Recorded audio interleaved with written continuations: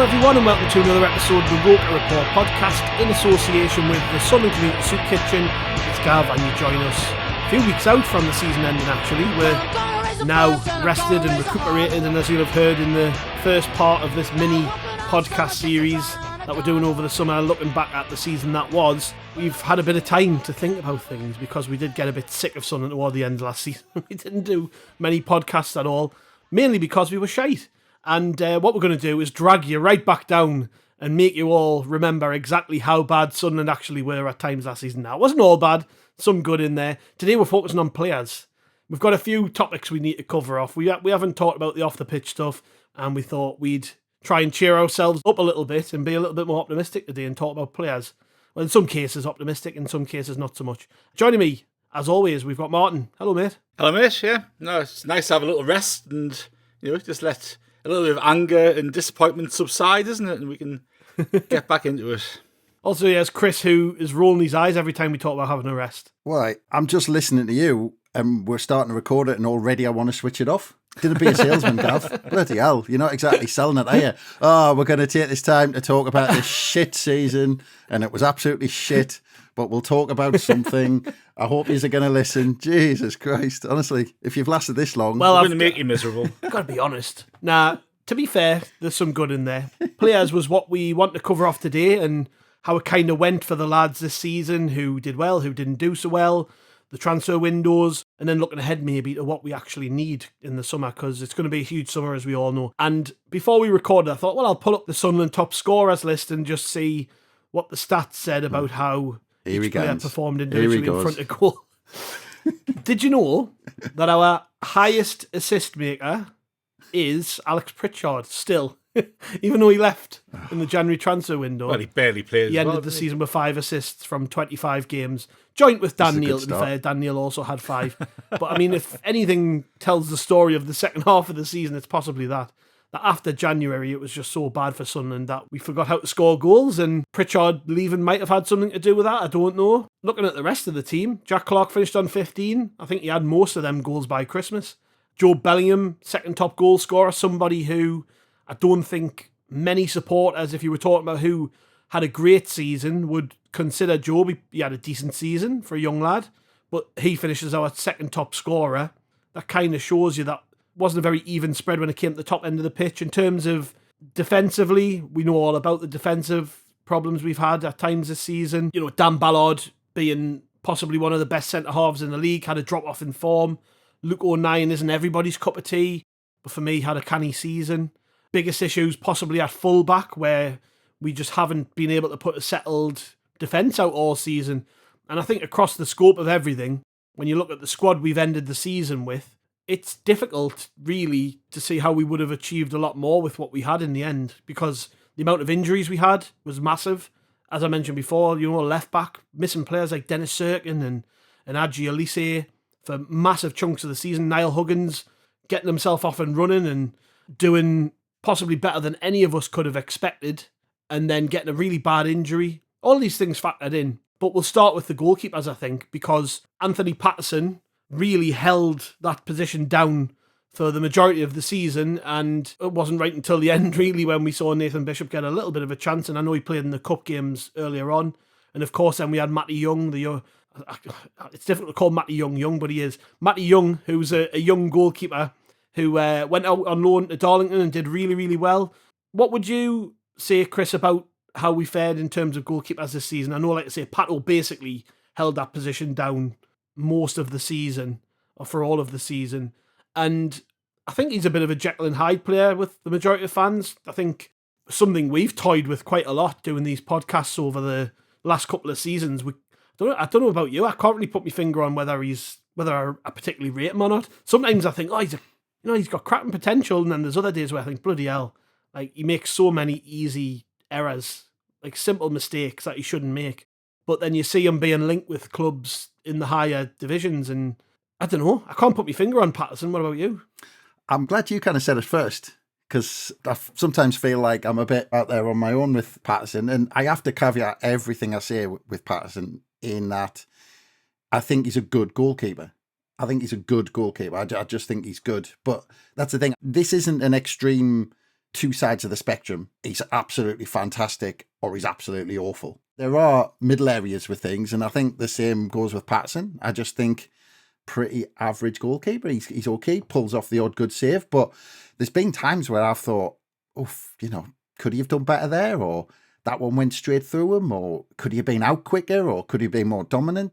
It's not that he makes mistakes. I don't think he really does make clangers, which is obviously a big tick for a goalkeeper, but I quite often ask questions of him when goals go in. I think, could he have done something there? Or was his positioning quite right? And I just seem to do that more often than not. And for me, for Patterson, I would be more than happy if Patterson was our number one next season. Fine, brilliant, crack on with it.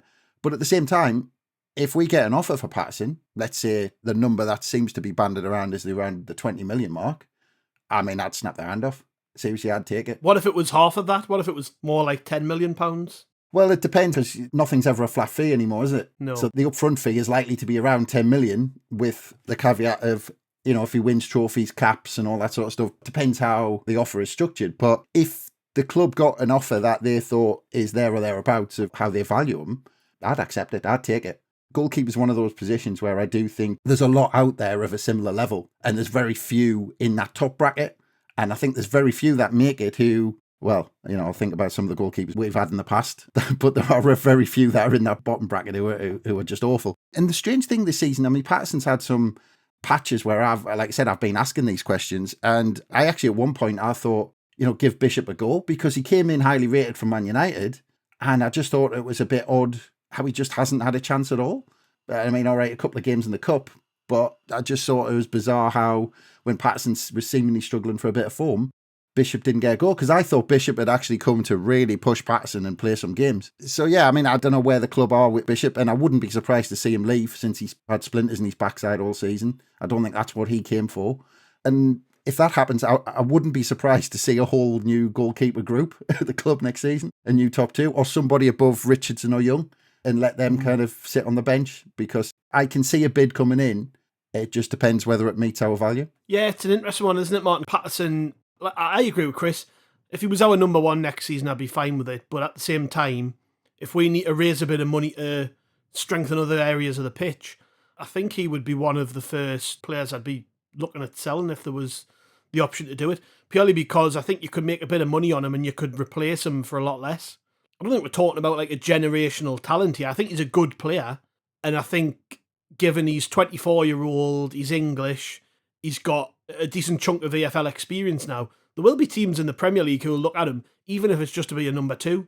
And I think you could replace him for a fraction of what you would get. So I kind of agree with Chris. I think if there's an option there to move him on, but it's going to benefit other areas of the pitch, I think we should look at it. Because Bishop aside, I'm really high on Matty Young. I think possibly a bit too soon, but I think in the next couple of years, he'll be our number one, based on everything I hear about him, everything I've seen myself. The Darlington fans have been raving about him, talking about how they've had Pickford and Kasper Schmeichel on loan down the years, and this lad's as good, if not better than them. Like, they really, really rate him. And he's sitting in the squad right now, and yes, he's a young kid, but we've got options there to move things around, I think, in that position in the summer. I've got 3 words for you. Reuter, Camp, Steele. Right. It's not easy to replace goalkeepers, or it's not as easy to replace goalkeepers as you think. I think the thing with, I don't disagree with anything either of you said, to be honest. I think the thing with Patterson, he's not spectacular, right? So he's just a steady away goalkeeper. And going back through games, I'm struggling to think of a real clanger he's dropped. I agree with Chris. There's some games where you watch goals that we concede, and you look back at the replay, you think, he could have got, or a better goalkeeper would have got that. I think that there's absolutely a point in terms of making those match-winning saves. And, you've got to caveat that with going, well, we actually had the 5th best defensive record last season. Only 4 clubs conceded fewer goals than we did. And 5 of those goals that we conceded were in that bloody game against Blackburn. And 4 of them were against Borough. So over the course of the season, Patterson's been really steady away. And say some of the older listeners will remember David Seaman. Like, David Seaman didn't make that many spectacular saves. He was always in the right place. His position was pretty good. And I think Patterson's got that sort of calm positioning traits, if you like, rather than flying across the goal to pull off a spectacular save. So I think it's kind of easy to go, well, we don't see him make spectacular saves, so he's not going to do it. Look, his kicking needs work. He's just turned 24. He's got an awful lot of experience. I think you've got to look at, as you say, you've got to look at the youngsters coming through with Young and Richardson and go, well, when is the right time? Where's the potential? Do we bring in an experienced keeper? Because look, I think in the last 2 seasons, we've really got away with the goalkeeper position because Patterson hasn't got injured. He was ever present last season, and then the last game of this season, he got dropped, didn't he? Got rested. Bishop didn't look anywhere close to the right standard against Sheff Wed. So I think we've actually got away with the goalkeeper position over the last couple of years. So I would expect to see a goalkeeper coming in. But I think, anything we do with Patterson will completely be dictated by the offer we get. Chris is saying 20 million. I would say if we got 10, you'd be going, well, do we actually take that to reinvest elsewhere? So I'm kind of saying the same things as you in a different sort of way, really. Like, you came round in a full circle there. Well, yeah, but I wouldn't be at all sorry if we started the season in goal with him next season. I think I'd be perfectly fine with it. I just, the whole thing we went through when Pickford left, you look back at our record last season, we talked about it last time, our record last season, wasn't actually that much different in terms of games lost than when we went down. And the reason we went down, to my mind, was purely because we had 3 shit goalkeepers. And like, if we hadn't had Patterson, if Patterson got injured halfway through the season, we'd have gone down this season. It's kind of, you have to tread carefully, I think, with the goalkeeper position. Yeah, I think like I said, though, we've got a couple of young lads there who, yes, they lack experience, but they're going to, particularly Richardson, he's 20-year-old, he turns 21 in September. I'm thinking, 21-year-old, he's going to want to be playing football, isn't he? Might not be with us, he might have to go out on loan somewhere, but... They both need season-long loans in League 1 and League 2, don't they? Yeah, and it's going to be interesting to see where they go, because, yes, that's where we would like to see them land, but are there going to be clubs ready to take a punt on them? I don't think so, because we've got a decent record of producing goalkeepers in recent years, and you'd like to think that impacts on when teams are making decisions on who they bring in. And Matty Young's gone to Darlington and really done well, and I'm sure the reports coming out of Darlington will be glowing about him, which should help him get a decent move. But yeah, I think that's one position we might see a bit of movement, even if it's just Bishop going out, because he's the same age as Patterson, and I think you're right. I think whilst he probably came here knowing he was going to have to fight to get a game, I don't know whether he would have foreseen that Patterson would go all season without really getting injured and him not really getting a chance. And we did terrible in the cups, so it's not like you even had a chance in them games, you know what I mean? Yeah. So yeah, I think it's a position we need to look at, but yes, it's going to be interesting. We'll move on to fullbacks, I think, because this is one where it's... you look at the names on paper and you think, we've got some good players. Niall Huggins, Dennis Cirkin, Timothy Pembele, Trey Hume. Then it starts to drop off a little after that. Obviously, we've got Agilise, who you could argue as a centre-half, but he's played mainly left-back. Callum Styles, Leo Hjelde are all players who've played at full-back for Southern this season. We'll not go into people like Lyndon Gooch, who left the club after playing a game or two. But we've got numbers in that position. The issue is the injury record of those players, isn't it? Let's be honest. If all of those players had been fit, I think you're talking about one of the best clutches of full-backs in the division. I think Niall Huggins is a versatile player with pace. We saw what he can do when he got that run of games, because he basically had an unchallenged shot at playing fullback because we had nobody else fit. And he done really well until he got that bad knee injury, and God knows where that lands him. We don't know when he'll be back. Dennis Cirkin, I get the feeling that just because he had so many setbacks through the season, they've handled them in a similar way that they handled Huggins last year, where he might have been in the squads around April time, but they've taken a decision to go, look, hold off, get yourself back in pre-season, have a full pre-season, because we need you to have a proper go at it next year. Timothy Pembele, barely seen him. We know we signed him when he just had a bad injury and he wasn't going to play much, but I'll be honest, I expected more in the second half of the season. I don't think they trusted him necessarily. It was only when it kind of felt like the season was over that he got a bit of a chance, wasn't it? And I thought he looked okay, but for him, I think he would have expected to play more football here. And when you talk about the transfer window we had last summer, he's one of the players who we signed where I looked at him and thought, this is probably one of our top signings this year. If we can get him fit and firing, we're talking about a lad who was playing first team football for Paris Saint-Germain not too long ago, so he could have been a big player for us. And I guess the other side of that is, and this is a player I'll move on to, Trey Hume has had such a solid season playing in that position that really it would have been difficult to drop him. And when Pembele has played recently, Hume's had to shunt around a bit, hasn't he? He's had to play like as a right centre-half, or we've even seen him at left-back at times this season. I think in the early part of the season, under Tony Mowbray, he was virtually playing central midfield. He's moved around a lot. Adjulisi, as I mentioned, got himself back fit toward the end of this season, just signed a new contract. 23-year-old. He needs to stay fit. He needs to have a big season next time around, because at 23, he's got to be playing regular football if he's going to progress. And then Leo Hjelde is another one we signed in January, and well, I'll let you two talk about him. Less said about him, the better. Maybe I'm not impressed at all with Leo Hjelde. And Callum Styles, who, again, not massively impressed. Maybe improved a little bit towards the end of the season. I'm worried, given how often he played, that they're going to sign him, because I just don't think he's good enough. Every squad needs versatility in it. But for me, Callum Styles is not the type of player you have in your squad if you're serious about getting promotion.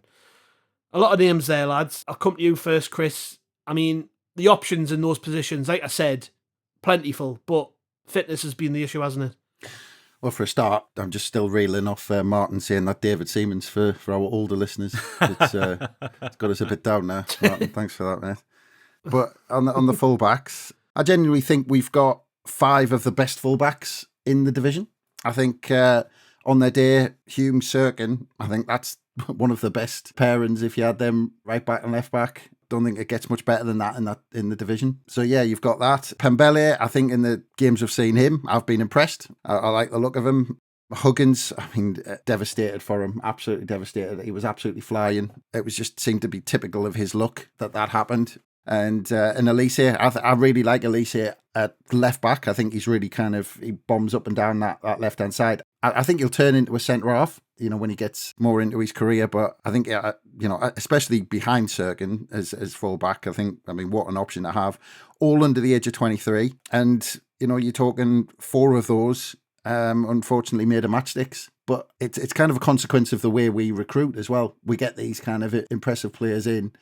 And the decision to bring Hjelde in was just bizarre. I know we kind of needed one, but it was a clear signal to all the young lads in the squad, or all the young lads waiting to come through, that they weren't good enough. So you've got players who are around the same age who could have been given a chance. And I think, Taylor's maybe one of them, and there might be 1 or 2 who was waiting in the wings as well. But no, we went out and spent so much on Hjelde, which was just bizarre. And I think you kind of touched on it there. Hjelde's not a fullback. No way is he a fullback. He's a centre half. He's a centre half who has maybe played a few games left back, and people think he is, but he's never a fullback. What's weird about that, Chris, is I just keep coming back to this. The Rotherham fans, when we spoke to them, were like, "Oh, his best position is left wing back." Yeah. Never in a month of Sundays. Watching? Never in a month of Sundays. Yeah, maybe because if they were playing a flat back 5 and he was playing more as a bloody orthodox defender, the lad gets a nosebleed when he crosses the halfway line, and then when he's defending at the back post, he can't see who he's supposed to be marking. I don't get it. He's a centre half, and Styles wasn't a full back either. I think we wanted somebody to plug gaps towards the end of the season. I think that was the only purpose of getting him. But yeah, I think fullback is bizarrely one of our strongest positions, whilst also being one of our weakest positions, because the players who we want to put out there, we struggle to get on the pitch. And it's such a strange thing, because Huggins has got a year left on his contract. And, you've got these players now who are almost fighting for new contracts to get back and prove they can be fit. Because as much as we know Huggins is a good player, if he can't get fit, the club are just going to at some point say, we just can't go on. We just can't keep giving you contracts and you keep breaking down. I mean, next season for Huggins, he's got to be available for most of the season for the club to even consider giving him a new contract at the end of next season. So you've got that. Dennis Cirkin is absolutely desperate for a full season, but he has to try and get fit for pre-season. If he can't, then he almost has to have a pre-season before he gets going, and he has to make sure he's strong enough to be able to stand up to the Saturday, Tuesday when it gets into it. But yeah, it's an odd thing, because I don't think we need additional players at the minute, but that's on paper, because I've written the players down and I think we've got a good group there. But if they can't stay fit, what do you do? So the club have got to make sure that, these players can actually get back and be available. Because if they do, we've got a cracking set of fullbacks there. I agree with you to a major extent. I think, to my mind, you kind of look at this conversation, right? And my baseline is, which of these players could next season play in a promotion-winning side? Because that's what we need to be aiming for. And, Cirkin and Hume, I reckon, are that standard. If Cirkin can stay fit. I think, what you said there about Huggins having a big test next season, he's got a year of his contract left, having to retain fitness for a year, or the best part of a year, to get a new contract. I know Elise has just signed a new contract, but we need him and Cirkin and Huggins to be fit for the majority of the season, don't we? Like, we can't have 5 fullbacks and 3 of them are injured for the vast majority of the season. Like, we just can't cope with it. So it's going to be interesting to see how we actually tackle that next season. I think Pembele is interesting because, Gav and I talked, I think, on a podcast we did towards the end of the season, and I was desperate for Pembele to play full-back in a flat-back 4, because every time he played, he was playing wing-back, and I actually, we don't know whether he can play right-back, and I have my doubts whether he could. I think he'd get skinned defensively. So that's a big one for me, and an article on some websites saying he was unsettled with the lack of football he'd had and he was going to be off, so that's one to watch, whether we actually keep Pembele. And Hume's going to be a target for top-flight clubs. He's another one where you're going through where we need to strengthen. We also need to keep players. And Hume, I think, is the first one that we're talking about now that we need to keep. Because I think if he left, we need to sign a new right-back regardless of anything else that we've got in the squad. It's all dependent on what happens this summer. I can't see a lot of movement, given majority of those players are going to be recovering from injury, not particularly saleable assets. I think with Leo Hjelde, for instance, he's been signed on very little money, I would imagine. Young kid. I hope so. What did he get, a 3.5 year deal? I mean, I can't see anybody wanting to come in for him. Well, I think we paid quite a bit for him as well. Yeah. I mean, I hope he gets better, but, I'm just not hopeful in that regard. But Pembele's another interesting one, because I'm sure, didn't we give him like a 5-year deal or a 4-year deal? Long contract. Yeah, sure he got a 5-year deal. Yeah, he got a pretty hefty contract. So also at centre half, we've got Dan Ballard, Jensen Seelt. I mentioned Adji Elise, but we've talked about him. Luke O'Nien, not massive options at centre half, but still got plenty of players and plenty of quality there. Jensen Seelt's had a season-ending injury, which we all know about.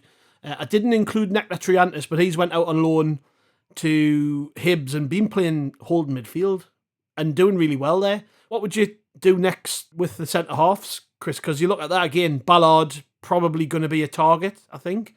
We've tied him down to a longer term contract, so we're protected, and there's the possibility that Elise and Hjelde can play there.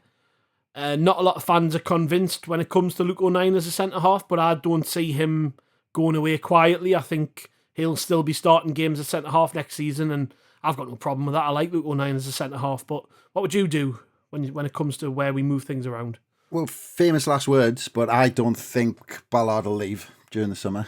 I don't think he'll leave, and I'm a big fan of Ballard. I think he's the type of centre half that I like. He's a bit no nonsense. He loves a battle when there's a big centre forward up against him, and he loves the rough stuff. He loves that side of the game, and he kind of thrives off it when he's got a striker who plays up against him. And I think that's when he's at his best. But I think he has been shown against players who've got a little bit of pace about them. He has been shown to have a half a yard lack of pace, and his positioning has been questioned at times. But that was at one point he came out of the team, going back to that suspension, and he came back. And when he came back, he just seemed to kind of lose his way a little bit. I can't see a Premier League club really coming in and spending that much money on Ballard. I'd be surprised if an offer came in that was big enough. But yeah, stranger things have happened. But I think Martin touched on it earlier on about our defensive record on the whole, and it's been good. Actually, I mean, we're talking about games where we conceded lots of goals, and I think that's where our defensive record doesn't look great. But there's only one team in the Championship who's conceded more away from home this season than us. I'm fairly sure that's a stat, or I might have just made that up. If it's not one, it's certainly not many, but I'm pretty sure it's one.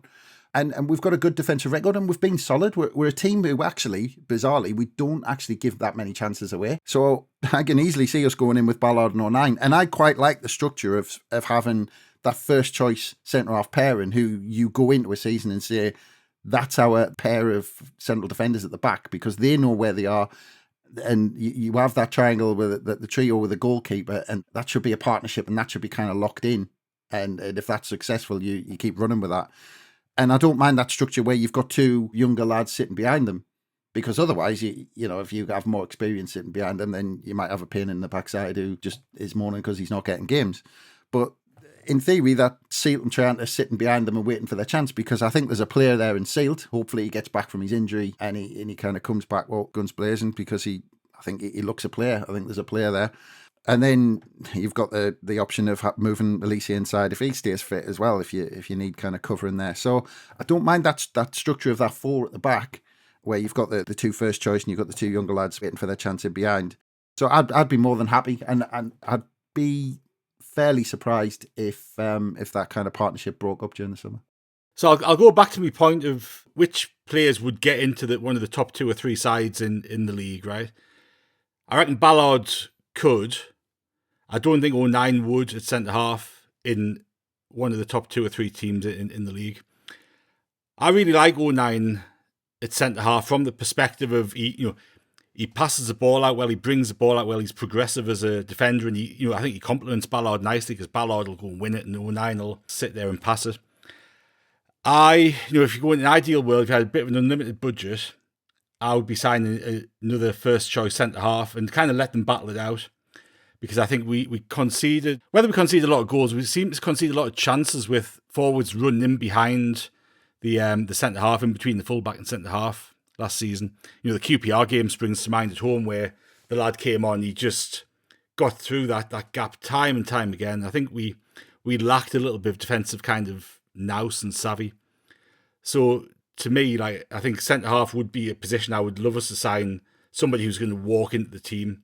And that's got to be the whole aspect of the whole of pre-season, signing players who can come in and be a starter and challenge for that starting place, because otherwise we're not going to improve. So I'd like to see another centre-half come in, because I don't think, if one of 09 or Ballard, again, I think we got really lucky with the injuries.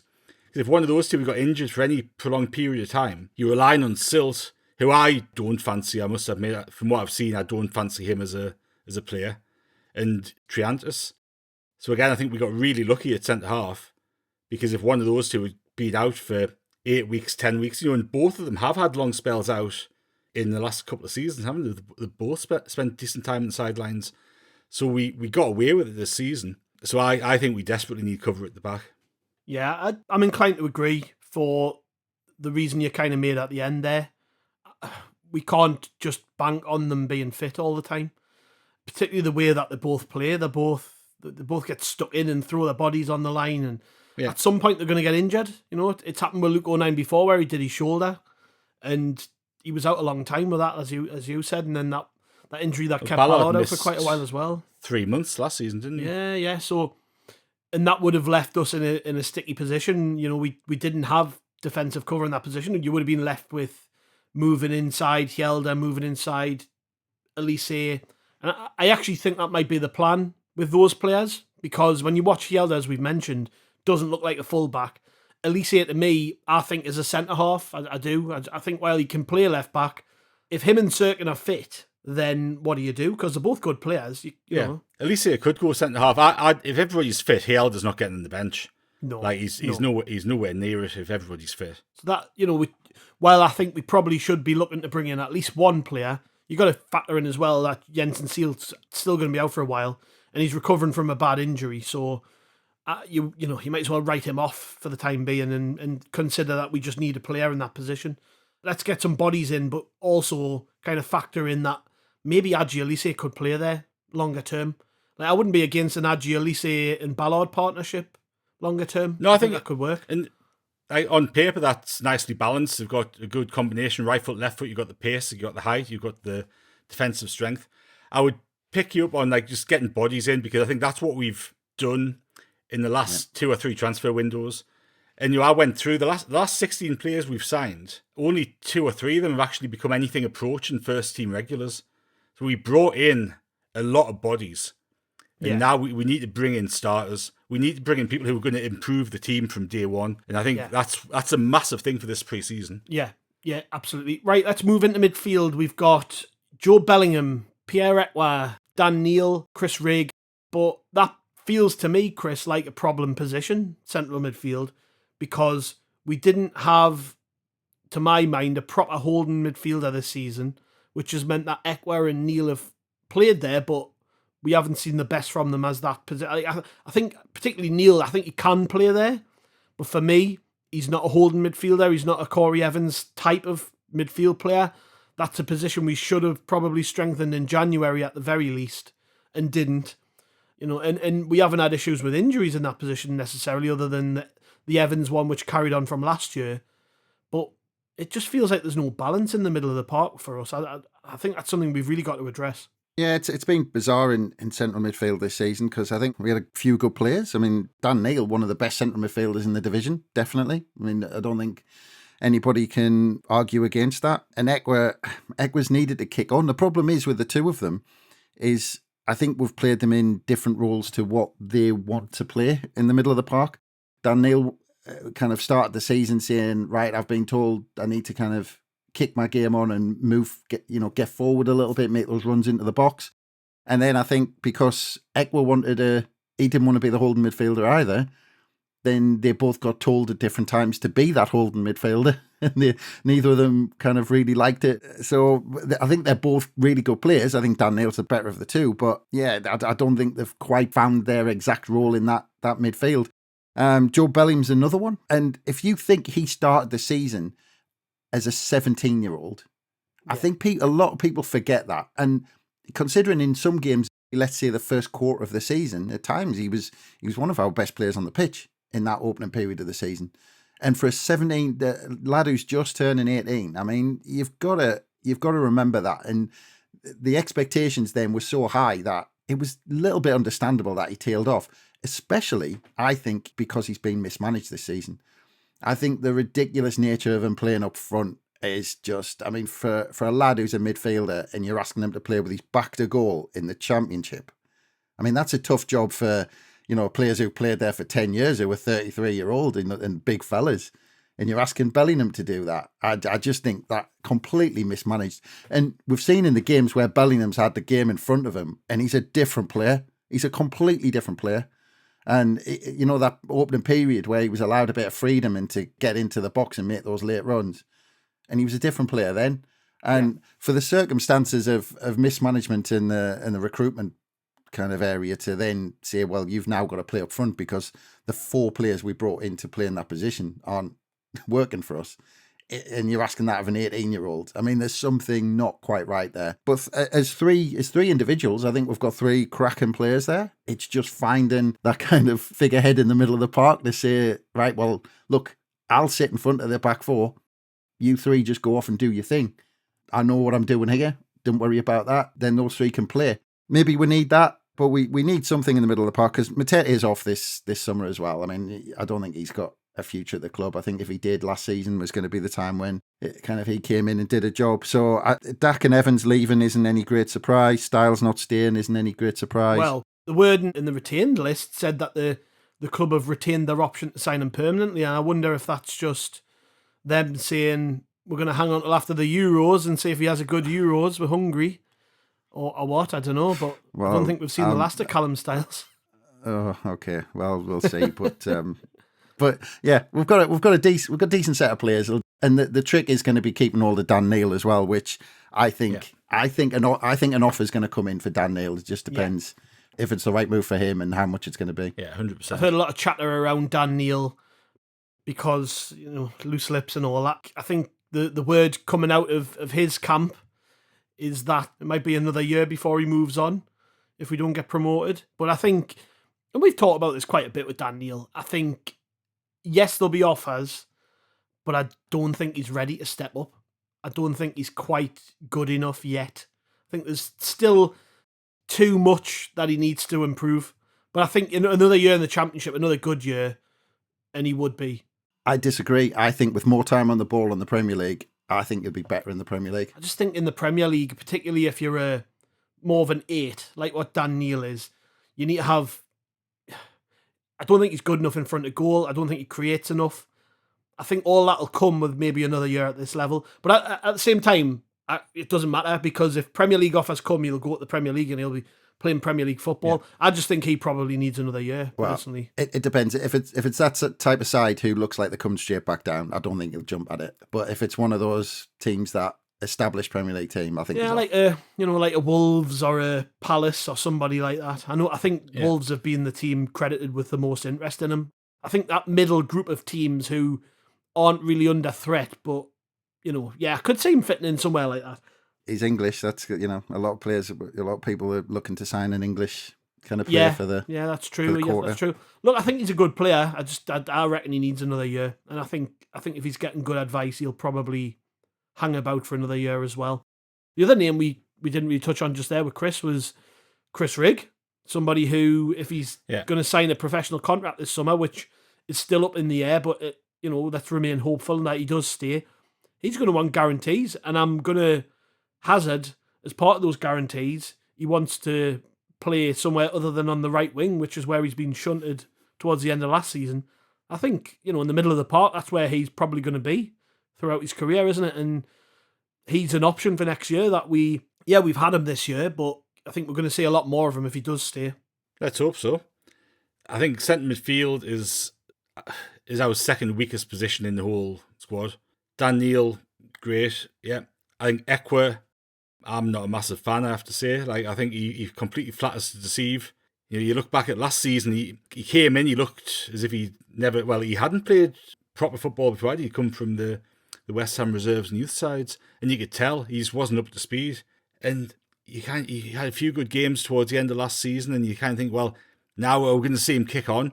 And I just don't think we've seen him kick on at all. I think there was a game very, very close to the end of the season where he actually showed some fire in his belly. He was having a scrap at the end of the game, and he actually showing a bit of determination. And you want to see more of that, because he's got everything. Like I've said it before, I actually like the idea of Pierre Ekwa more than I like the football player Pierre Ekwa. Like if you put everything together consistently, he's great. He can pass, he can shoot, he's strong, he can go past people, he's got a lovely touch. But he doesn't do it anywhere near consistently enough. And there's got to come a point again where you're going, right, is he a starting player for a team who's going to be challenging for promotion next season? And to me, on the evidence of what we saw this campaign, the answer is absolutely not.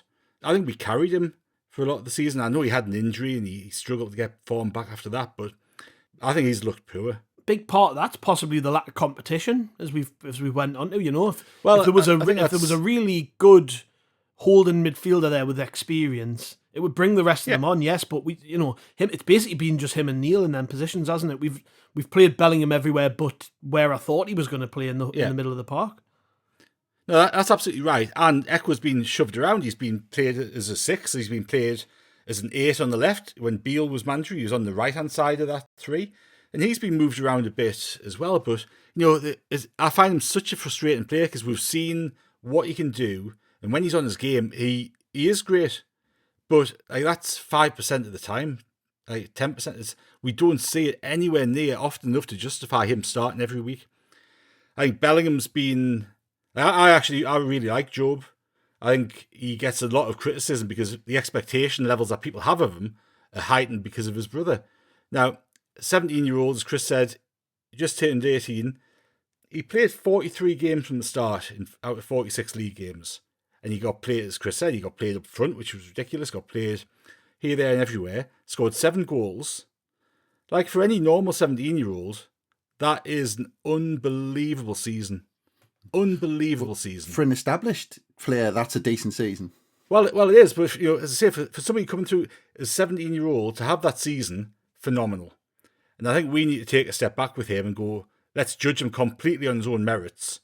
And look, yes, he's been overplayed. Yes, I think he's been poorly managed. To me, his best position is actually that deeper central midfield position where he can play with the ball in front of him and he can see the game going on. But we've got to, if he's still here next season, I think he might be the one who a big offer comes in. I know we spoke about before, but if we get 12, 15 million quid in on the table for him, I suspect he'll be off. Yeah. But if he's still here, we need to get him into one position next season. And he could be the deeper player and Neil could play alongside him. That could be a nice partnership. But we need strength in the centre midfield desperately. Exactly the same principles, really, as I said, with the centre-back position. We need somebody who's going to come in, who's going to be a first-team player, and it's up to the other two to shove him out the team, and somebody with experience, because Bellingham, Rig, even Dan Neil to an extent, Nekwa, are only going to get better if they're playing alongside better players.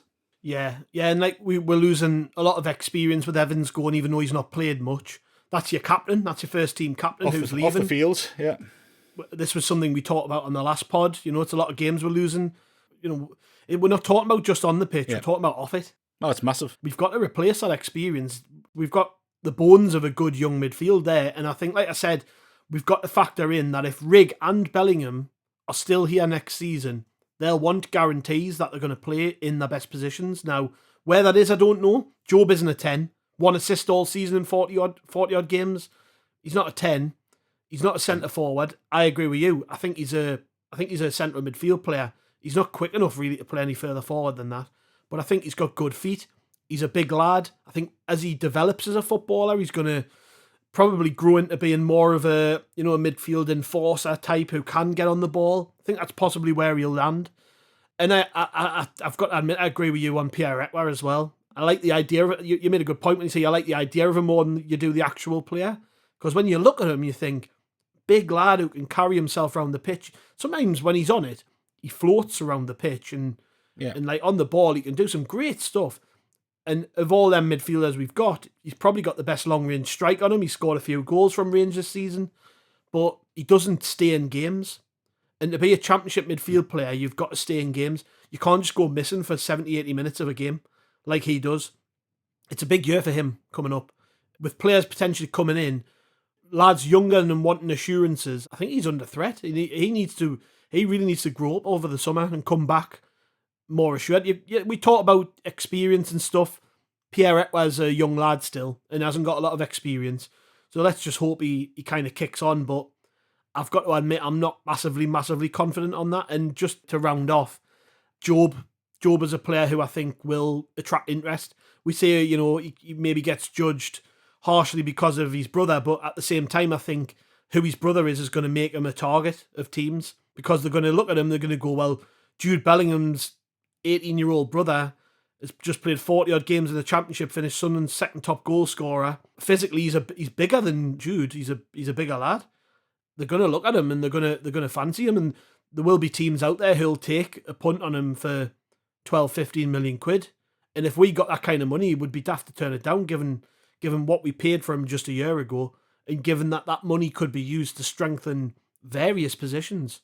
So, yeah, another interesting position for us over the summer to analyse in the centre of the park. I think it's going to be key to whether we actually challenge for promotion or not. If we bring in a proper holding midfielder, that is going to be a big difference maker in this team. We need a base to build from. And I think a lot of those players I've just mentioned will be better players from having somebody behind them that can depend upon, because it's been a big issue. Like just the lack of cover in front of the defence from lads who really aren't equipped to do it. You look at Dan Neil and Pierre-Emerick, well, they're not holding midfield players. No, but we're talking about that as a consequence of mismanagement. And another one, we're talking about Bellingham, that I thought goes into that bracket in terms of the individuals who've been mismanaged. But Oshish, who we haven't mentioned, I think he's been mismanaged this season. And I think at times he could have had more game time. And it's been bizarre that some of the positions he's played in, that he's come in and played well, and then he disappeared the next week. And whether there's a problem on the training pitch and his attitude or not, I think the summer's going to tell us a lot about what the issues are there, just by the plain fact to see whether he's going to be here at the start of the season. But if you're in his shoes, I think he'd be onto his agent and saying, I want to be away. Yeah, we'll move on to attackers. I've included the 10s and wingers and stuff all in one, because we've kind of redefined what a striker is at Sunderland, haven't we? We just don't have one. I've got Adil Oshish, Jewison Bennett, Mason Burstow, who's returned to Chelsea, thank God, Jack Clarke, Eliza Mayenda, Romain Mundle, Patrick Roberts, Nazari Rusin, Hemia, and Tommy Watson. Like I said, I've clutched them all together there, Martin. I'll come to you first on this one. We'll start with the wingers, I guess. I mean, it's been a poor output, hasn't it? Clarke's really only been the one, he's sort of bundled the strikers in with this too. Clarke's been the only player out of that group who's achieved anything this season, really. When you look at it, Yeah. Oshish, as Chris touched on there, we've just not seen him. Bennett went out on loan, got injured, so he went abroad, didn't play. So that was a bit of a waste of time, although you can't account for injuries happening, but it is what it is. Burstow, I mean, I'm interested to see where his career lands from here, because, oh, bloody hell, he's not got a chance at Chelsea, let's put it that way. Eliza Mayenda, not really done anything at Hibs, but a young kid, probably will have benefited from just going away and being around rough and gruff Scottish blokes, kicking them all over the place. That might have helped. Romain Mundle, I don't think he came in with many expectations, not really done anything, perhaps one for the future. Patrick Roberts, I mean, another player who's really disappointed this season, and I think we should be looking to replace. Nazari Rusin being injured for big chunks when we could have used him. Hamia, somebody who started brilliantly in pre-season, and then we can go into the bits and bobs with Hamia. And then Tommy Watson, who's probably been the standout player for our under-21s this season. Bit of a mixed bag, really, isn't it, Martin, with those names? And as you say, no real experience in there other than Patrick Roberts and potentially Jack Clarke. It's a position we really have to strengthen up there. I'm not sure it's that mixed, to be honest. It's mostly shit. Yeah, it varies from shit to even shit. Yeah, I guess. Well, look, you got Jack Clarke, and we all know about Jack Clarke, and you hear people go, well, if you take Jack Clarke out the side, we would be in all sorts of trouble. And the counter argument to that, of course, is, well, somebody would come in and replace him, and you're not going to play with 10 players. But we saw what happened when Jack Clarke was injured, and we were awful. And his coming out the team just made such a huge statement about the importance of him to the club and the team. Like, I think if he'd played all season, you get a great offer for him. You go, we'll take the money, we'll reinvest it. You look at him, look at us playing without him on the side, and it's just bloody awful. Like, we had nothing going forward at all. And, he wasn't in the best form when he came back, but, him coming back into the team made such a difference in terms of how we carry the ball, the other positions he enables players to take because he gets the ball and spreads the play. And, his goals were crucial for us. On the other side, you say Roberts fell off a cliff. I don't know what on earth happened. And, you go back to the summer transfer window and transfer deadline day, we're all chuffed to bits because Roberts has stayed. He hasn't moved to Southampton. It was an offer in for Southampton. We managed to keep him. If you go back in time now, you'd snap the hands off for 8 million for Roberts because he's shown nothing since then. And then, you've got the likes of Mundle who's come in, who I haven't seen a great deal of promise from. Mayenda, we've seen a glimpse, but not much. Bar's just Bar, isn't he? And everybody who's seen him play will understand what I mean. He can look spectacularly good in a split second and then look spectacularly bad in the next split second. And he needs to get some sort of consistency into his game. You talk about players who've been mismanaged, and I think Jewson Bennett is one who's been terribly mismanaged at the club. Yeah. The last time we saw him in the football pitch, he did 3 Maradona turns, crossed it in the box for Chris Rigg to score against Southampton, and that's the last we've seen of him. So, there's absolutely no explanation for that. And I actually think he looks a good player. I think he looks, he looks different to what we've got. He's direct. He'll go to the byline. He'll cross the ball in, and he's got something to my mind. I think whether he realizes it or whether he realizes here, and that's a complete different matter, isn't it? What do you think's gone on there? Like, we all talk about it, and we say, well, Bennett, he disappeared after that Southampton game where he got that great assist for Rigg's goal, and there's been various occasions where he's had a chance to do something off the bench and got an assist or done something where you think, oh, he has something about him. What is it where he's just disappeared? Because there was a game for the under-21s right before he went out on loan where he was named among the substitutes and he kicked off. Well, Burstow was playing left wing ahead of him, wasn't he? Yeah. That was the game when they just basically shoehorned all of the first teamers into one game. And he kicked off and then came back and they wouldn't let him on the bench, and then he just sat in the crowds in the crowd with his lass in a huff and then disappeared before half time. I don't know whether because he's played at the World Cup he was expecting to play more.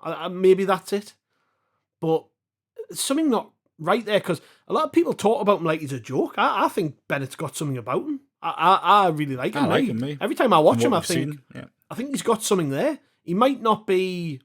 Let's be honest. The lad ahead of him in the queue is Jack Clarke, and it's hard to push him out the team.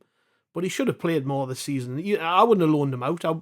In hindsight, I know he ended up getting injured and didn't play much, but he could have added something for, particularly in this attack where nobody bar Clarke has done anything really.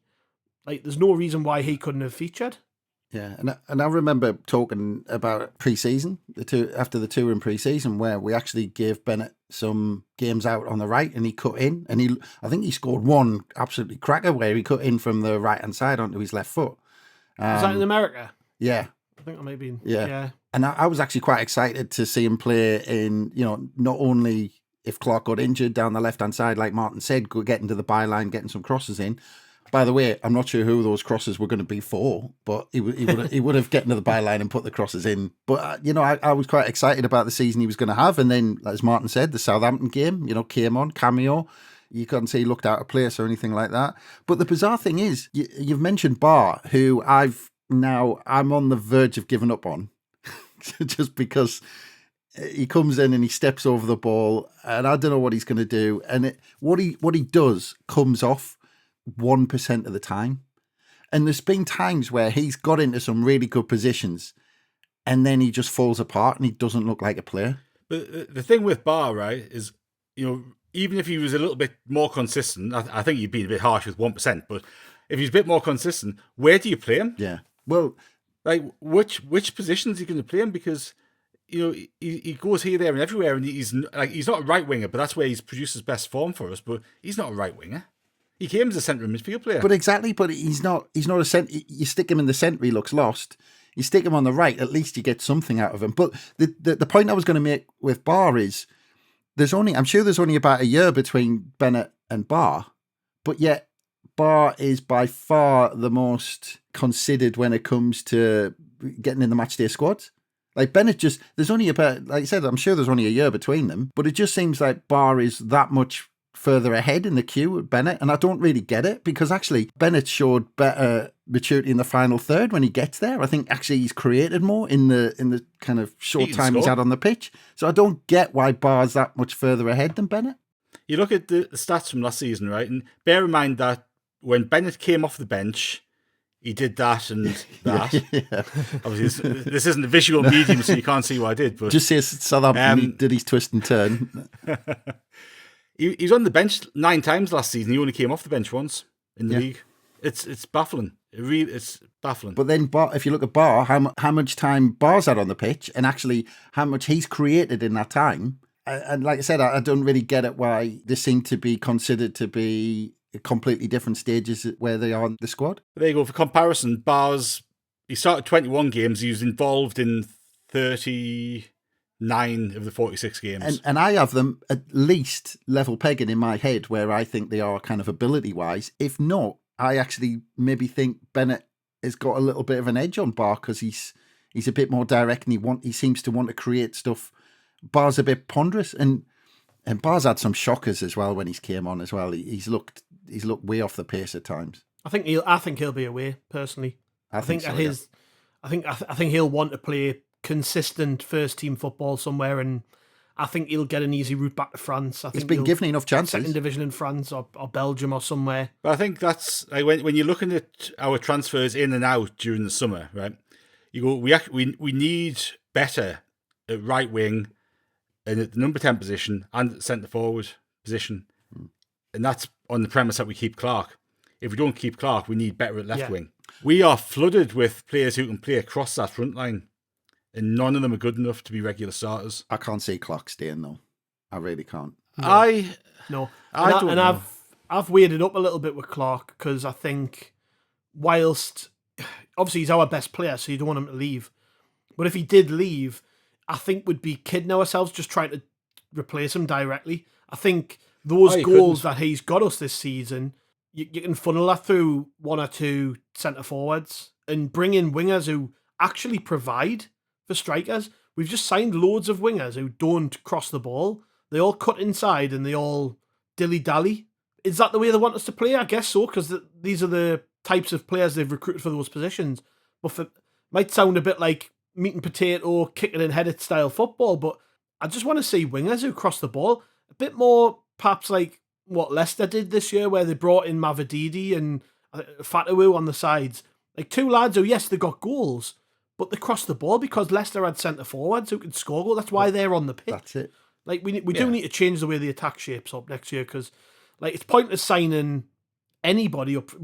I've said this before. We could have Haaland up front, Benzema up front. It wouldn't matter because they wouldn't get the ball, because none of the wing, even as productive as Clarke's been, his strength is cutting in on his right foot and shooting, isn't it? It's not crossing the ball to the centre forward. Yeah, Roberts the same, but Roberts is we've kind of touched on Patrick Roberts, but there's a player who his strength is cutting inside. He doesn't go down the outside and whip it in. We need to really look at that clutch of players, and I think that's a massive remodel that we need. We need wingers who cross the ball, and we need strikers who score goals. And it sounds so rudimentary, and every team in every bloody league in football needs that. But the way we've done it, it doesn't work. We'll not get promoted doing what we've done this year with that attack. So in this conversation, what we've collectively decided is if the fullbacks stay fit, we've got two good fullbacks, but everywhere else in the team we need some signings. I was all right. I was all right at centre half. To be fair, I was all right at centre half. But the whole, Roberts' season's been defined by losing Ahmad, basically. Like massively. His whole season last season was based on Ahmad standing next to him. And Patrick Roberts' numbers in terms of assists and goals have never been good. Actually, you don't get that much in terms of end product out of Patrick Roberts. And his part that he played so well last season was being that cog in the wheel, where he wasn't the final product, but he played his part in getting the ball through with Ahmad to the point where we got into a good position. Now he lost that, and as soon as his season kicked off, you could see Patrick Roberts was lost. He didn't know how to play, how to kind of cut inside. He didn't have any options when he cut inside. He wasn't crossing the ball. There was no options in the box for him. And he just, actually 9 times out of 10, he seemed to just lose possession because he ran out of options. Missed some sitters too, though, hasn't he? I think what was that one towards the end of the season where the ball ran behind him? And, I just don't think he's a goal scoring wide player. But no, at his age, he needs to. I think Mike Dodd said this, didn't he? Towards the end of the season, he kind of had a bit of a pop at him when he was asked about him in the press, and said this has happened too much in his career. Well, it is, but that's why he's playing for us, isn't he? Yeah. If he had an end product, he'd be playing the top 10 in the Premier League. Because the rest of his game, his skill, is that good. And I think you absolutely bang on with the Ahmad factor in Roberts' form, because effectively we replaced Ahmad in the team with Bellingham, and they are absolutely polar opposite players, aren't they? Ahmad would come into that sort of right third of the pitch and drop in, and we'd overload on the right hand side with Roberts and Ahmad, and leave the gap for Clarke over there. And we just didn't do anything approaching that this season. And, it's a funny one, isn't it, how we actually replaced or didn't replace Ahmad, because, there was talk, Tony Mowbray was going, well, Bar's the replacement for Ahmad. And you can kind of see that in some respect, but Bellingham is so far removed from the style of player Ahmad is, with the technical ability and the quick 1-2s and that movement, that Roberts just didn't have anybody to play off. And I think, of course, we're always going to judge attackers on goals and assists, but I think when Patrick Roberts is on form, where he has huge strengths for us is where he gets the ball, he retains the ball, he can take the pressure off, he can go past the play, create space for others to run into, and you drag players all over the pitch. So I think, you can look at it with output, but I think he offers an awful lot more, and we've missed it when he's been out the side this season, because again, we haven't had a player of anywhere near his quality to come in and replace him. Yeah, but again, it depends what other players leave. But like I said, I wouldn't be surprised if Jack Clarke left, because if you're in Jack Clarke's shoes, you've just had the best season that you've had in football, essentially, especially in terms of numbers. He was high profile at one point, and I think people will take into account the drop off that the team have had as a whole, in that when he's on form, he's a good player. And when he's come up against, people look at when he came up against Fulham in the Cup last season, nicked the ball off the defender and he went through and scored a goal. And, teams will look at that. And I think at 23 or coming up 24 or however old he is now's the time. And I think there's clubs looking at him. if an offer comes in, I don't think that Sunderland will stand in his way, because I don't think we're that type now. I think we'll let him just make the decision on his own. And I think at this point, looking at where Sunderland are as well, there's a lot of uncertainty around it. We've just finished bottom half of the Championship, and if he gets a chance to jump to the Premier League, he'll take it this summer. He's gone. So, and like I said, with Patrick Roberts on the other side, flattering to deceive, if even a smallish offer comes in for Patrick Roberts, you could actually see both leaving in the summer. Yeah. The only way I think Clarke stays, same conversation with Dan Neil, if he thinks that we're going to be challenging for promotion, because, the offers that Clarke gets, he's going to run the risk with a few offers that will be on the table, because he'll get offers. But there's that group of 5, 6, 7 clubs who are going to be down the bottom of the Premier League. And, is he better off having that season or a season scrapping around at the bottom of the Premier League? And the thing that seals it for me is you look at how when Jack Clarke spoke to the media after games and even in between games, going way back towards the end of the season before and the beginning of this season, and especially when he was in that good run of form, and he was saying, I'm enjoying my football, blah, blah, blah. And, that was under Tony Mowbray, and and he kept talking about this freedom they've got in the final third. And then his whole kind of persona changed towards the end of the season. And it did not look like he was enjoying his football at all. And he wasn't. You could see on the pitch. Yeah, exactly. And the only reason he would stay, like you said, was if he saw us being ambitious, but that he was generally just happy. Because I think he's learnt with trying to go for that big move in the past that it doesn't always just work out and the grass isn't always greener. But it's all just going to depend. Because if he's not happy, then he's going to be thinking, well, it makes no difference because I'm not happy here. So no, exactly. I might as well go for it. Yeah, I think he's gone. I think it's part of the plan, to be honest. I think if we're looking at the summer and the season as a whole, I think they know they need to sell a player to recruit what we need. And is there going to be a better time to sell him? Is he going to be more valuable in a year's time than he is right now? Yeah, that's it. He would have to match what he's done this year. And I think it's the right. People aren't going to like to say this. I think it's the right time to sell him if you're the club. Nah, I think it's bonkers. Like, I would be moving heaven and earth to get him to sign a new contract and go, you're the main man. We're going to base the whole team around you. Because you can't, as you say, you can't replace him. And like, unless we've done everything we can to keep him, if he's making the decision going, I want to leave because of my career, I want to leave because of this, that, and the other, I've got a great chance to go and play for whoever in the Premier League. Aston Villa want him for. Nobody's going to begrudge him that.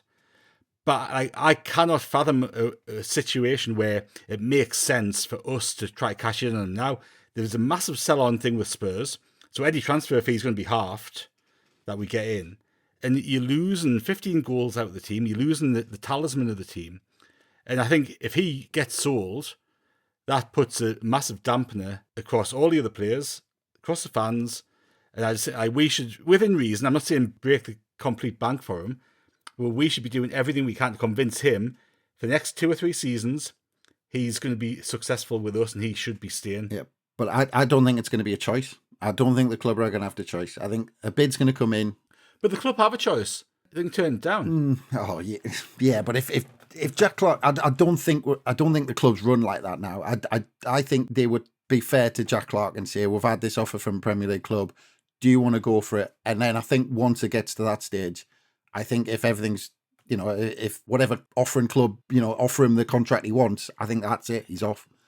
Well, they've kept a hold of him for the last 2 windows, haven't they, as well? We've had offers in the last 2 windows and managed to hold on to him. And given the season we've had, I just can't see a situation where he stays, if I'm honest. I think it's got to be a couple of things in parallel, hasn't it? The offer's got to be good enough to accept, and he's got to say, I want to go. And those 2 things have to happen together. It can't be us going, right, it's time to sell Jack Clarke on your bike. We've accepted an offer. Oh, yeah. The 2 things have to work in tandem. I mean, people can't offer peanuts and we're not going to accept that. Granted, like the offer's got to be right. But that's the way you communicate it to Jack Clarke. If you turn down an offer, you've got to communicate to the player, like, a club has to meet this value. This is the value we've got in our head. But then you risk, if it's too high, the player going, well, basically you're pricing me out of the market and you're basically forcing me to stay here. So, but that's only if he wants to go, though. Point is, I think you don't want to create an unhappy player that you keep at the club next season, but at the same time you want to keep him at the club, but you want to keep a happy player at the club. So it's a fine. The club have got to play it well. They've got to kind of balance everything off. So to me, it's all the club should now be doing everything that they can to keep him happy. Yeah. If he's not happy, why is he not happy? Is it his contract? Well, if it's his contract and it's within reason that we can do something about it, do it. Like we're not going to get promoted if we sell our best players. And if we don't move heaven and earth to keep Clarke, then we're not going to get promoted. Yeah, it is a big call. I think it's part of the plan. I think they know this is the summer when he's going to go, and they're banking on it. That's the way I feel. If you go back to the play, we've talked about Patterson. If we get an offer in for him, which we could do, he could go. Hume, Neil, Ekwa. Like, how many Bellingham? How many players do we need to sell? Like, if even if you're going to go, right, this is the model, this is the plan. We can't be in a situation where we're going to sell 6 or 7 or 8 players in the summer. We can't. Yeah. Not first team players. And that's the point. You've got to, if you're right, Gav, and saying they're planning for that, then that's when Martin's point comes in, where they're planning for that, but they're planning for Clarke to leave. They would not plan a summer where they lost, like Martin said, they lost Patterson, Neil, Clarke, Roberts. They lost all of them in one summer. Like, the last thing, I think Speakman, the way he tries to work, is the last thing he wants is a summer of rebuilding everything in one go. That's not how he wants to work. So it's going to be, right, well, who leaves? But the problem is, in modern day football, clubs have a say to a certain extent, because players have got so much power now that if they start turning down bids, the likes of Jack Clarke and Dan Neil, if they wanted to, could kick up a stink and go, I want to leave, and the club aren't letting us. So it depends how it plays out. You don't know what they've been promised as well, by the way. Like, if we turned round in January to Clarke and said, look, we need you for the rest of the season, but we'll listen to offers in the summer. Like, if they made promises to him that they're going to... We don't know. This is what I mean. We don't know. And that's the part we're guessing. We're guessing whether they've actually already kind of said to him, look, we don't want to lose you this January, but in the summer, if a good offer comes in from a Premier League club or Lazio were after him in January, somebody like that comes in with 25 million quid or whatever, then they might have promised to let him go. I don't know. No, there's every chance. And I think this summer, if you look at the number of players that we've got, we just called them all out there who feasibly could attract Premier League interest. That's going to go until transfer deadline day.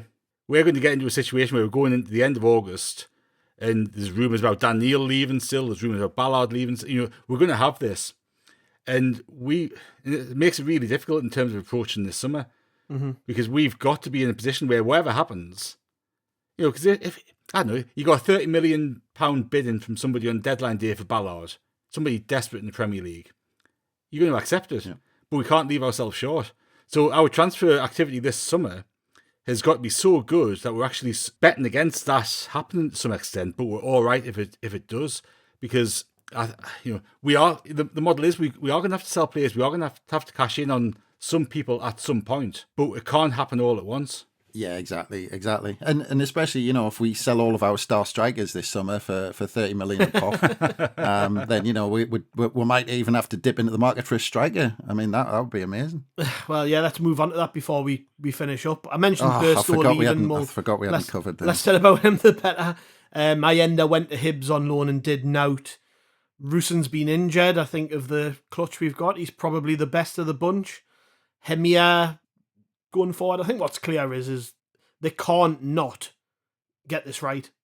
It's been how many windows now without a proper striker up there? We lost Ross Stewart to injury. You can't help that. But then we didn't do anything really to stop that gap. And then the summer gone, we bring in a bunch of untried lads who, at the time, I was pretty excited about. But they've just there's been so much. We could have done 2 hours just on strikers, like what they got right, what they got wrong. Well, the first bit wouldn't take long, would it? But like this summer is massive when it comes to this position. Huge. We've got to go out and find that elusive 25 goal a season striker, don't we, Chris? That's just a 10 goal a season striker. Well, yeah, 10 would be nice, but we one look, goal. If we're serious about promotion. We need a goal scoring striker. We need a 25 goal a season striker if we're going to get promoted. Every team needs one of them, but we've got to do it. Everybody knows it, don't we? I mean, they'll be hounded out of Sunderland, this ownership and Speakman, if they don't get it right. Well, I mean, I go back to the good old days, having Quinn Phillips and then Bridges and Ditcho fighting it out to even kind of get a game. 4 kind of strikers in the second tier that good. I mean, it's incredible. I mean, with Rusyn, I hope to God I'm wrong. I really do. But whenever I've seen him, he looks like he's a competition winner. He looks so far out of his depth. He looks. I just don't. I don't.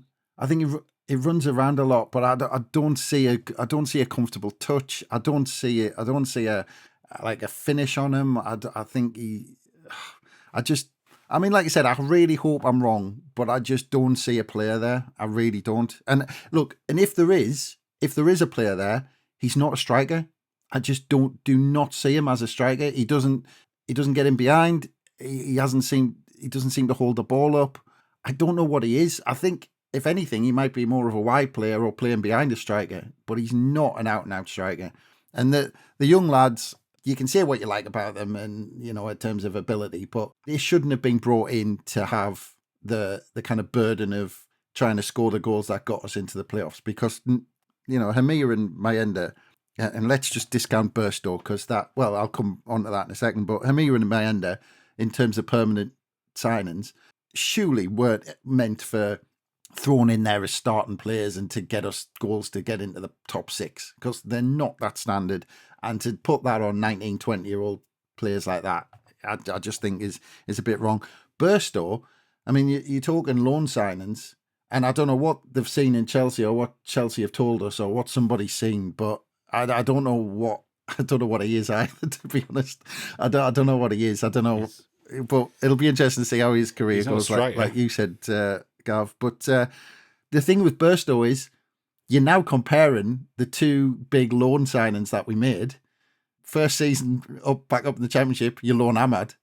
And then the second season, you loan Burstow. I mean, actually, that's the difference between us finishing bottom half and potentially fighting out for the top 6. You loan a world-class player. Now, it just shows if you get that world-class loan player this summer, that it elevates you almost best part of half the division. It can kind of take you up because it gives everyone, look at the impact on Patrick Roberts last season. It brings everybody else up. It drags everybody else up.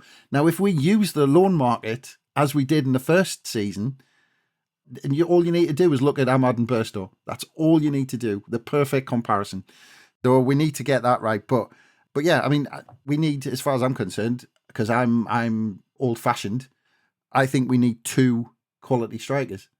Because I don't think we have one. I don't think we have one at the club who can play in the Championship up front. What about you, Martin? Agreed? I'm presuming. Oh, yeah, completely agree. I think, you know, Burstow's just been an absolute waste of space, and all he's done is be a roadblock for our players' progression, as far as I'm concerned.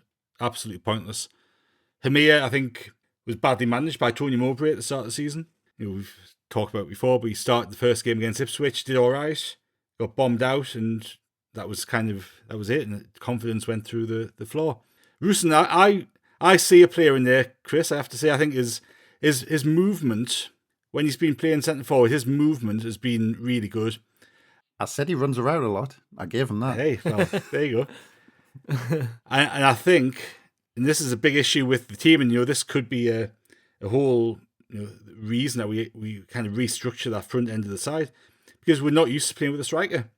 We don't get the ball forward quick enough to play with a striker. We don't get the ball moved out wide and into the box quick enough to play with a striker. We are so used to moving the ball up as a team in, you know, 4 or 5 players around the ball, and we're not direct, and we're not, you know, it's just we're not set up to play with a striker.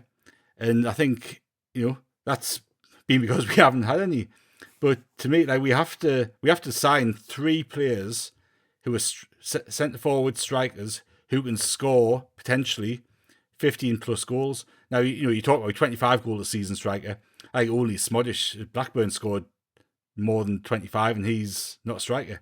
So, you know, those are few and far between, and we don't see that many of them in the Championship, or certainly haven't this season. But like, we need to be moving heaven and earth. Like, we wouldn't get him, but somebody like that Sargent from Norwich would be perfect for us. Somebody who can lead the line, who can play with his back to goal, who can score. We need a focal point. I mentioned Bamford a while back, and I know he's probably going to be available in the summer. He'd be ideal. Yeah, perfect. So but against that, it's ticking that experience box, ticking the centre forward. I think we need 3 because you say Rusyn could be a wide player. We don't really know if he's still here. Hamia needs a season out on loan somewhere because he ain't going to get regular football here. So, you're looking at bringing 3 strikers in, and they all need to be capable of hitting the ground running and scoring goals. We can't go into another season with players who they're going to need 15, 20 games to find their feet. It's just, we can't, because we'll be in serious trouble. Yes, well, we'll end it off there. It's been a long one, this, lads. Thank you very much for taking us through. We could have, to be honest, I could have spent even longer going through that and whinging. There's loads of players who've escaped our wrath, I think, who have maybe just went under the radar a little bit. Can I just say something? Before, when Chris was talking about Callum Styles and you mentioned him, I'll actually stick up for Styles because I think as a centre midfield player, he could have some potential. I think his touch is nice, his passing's all right. So I think if we brought him in as a player to be on the bench to come in and fill in, play the odd game in midfield, I wouldn't be completely against that. Embleton's one who we haven't talked about, who's, he's been out injured all season, and has he got a future here? He joined that big pool of number 10s who we rotate, but I suspect he'll be sold. Who's going to buy him? And made of glass. Well, it could be a sell-on deal, couldn't it? Sell-on clause if he plays 10 games a season. I do like him, but yeah, but I think he's one for the scrapyard. With Styles, again, I'll give you. He runs around a lot. I'll give you that one. Watch, he'll have a cracking Euros. Everybody will want them. Well, maybe he'd be the Karol Poborski of Euro 24. Well, that's it. We might do that because then he might be worth a lot of money, and then we'll sell him straight away. And we can sell him. An old kind of championship manager trick or something.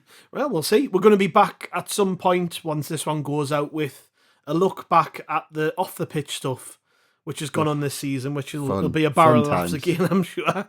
Lots to dig into, though. So, yeah, cheers, lads. Thanks for that. It was good.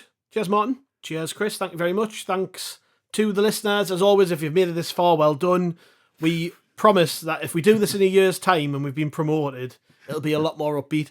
But I kind of did set the tone. I kind of did set the tone right from the off, and Chris was right to call us out on it. So, cheers, mate. Thanks, everybody. We'll be back in the next week or so with something else for you.